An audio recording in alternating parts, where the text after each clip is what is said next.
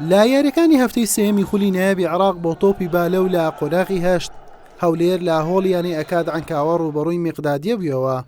لا گەیم یەکەم ڕکابەرێکی بەهێز کەوتە نێوان یاریزانانی هەردوویانە. کوڕانی خاوەن ماڵ توانیان 27 بە 25 خاڵ لە بەرژەوەندی خۆیان کۆتایی پێبێنن.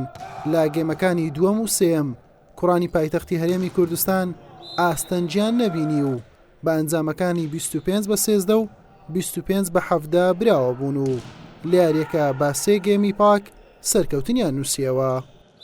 سواز بخوا لە قۆناغی زۆ توانیمان دوێم یاری لەسەرێک ببینەوە و ئێستا ئامانجیمە ینی سەرکەوتنە بۆ چوارگۆشەی زێڕین و ینی وەکو چەند ساڵە دەمانەوێت نەتایجێکی باش بەدەست بێنینانە پشتوان بەخوای گەورەی ئینشاڵڵا نەتایجێکی باش بەدەستێنین. سوپاس بۆخوا یاریەکی بەهێز بوو بەرامبەر تیپی خاوەن ماڵ و هاندر. تیپەکە زۆر باش و ڕێکە. تیپەکەمان لە یاریزانی یەدەجی کەمە و چونکە زۆربەی یاریزانەکانی لاون. پشتیوان بەخوا لە یاریەکانی داهاتوو قەرەبووی ئەو شکستە دەکەینەوە. بەم سەرکەوتنە هەولێر لە دوو یاری بووە خاوەنی دوو بردنەوە و 6 خاڵی تەواوی هەیە و لە پلەی سێمی ڕیزبەندیە.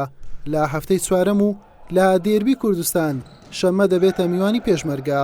دواتری ژیاری دواخراوەکەی لە چوارشەمەی داهاتوو بەرامبەر غازی جنوب لە هۆڵیانی ئەکاد ئەنجام دەدات. حسێن محەممەد کەناڵی پێام هەولێر.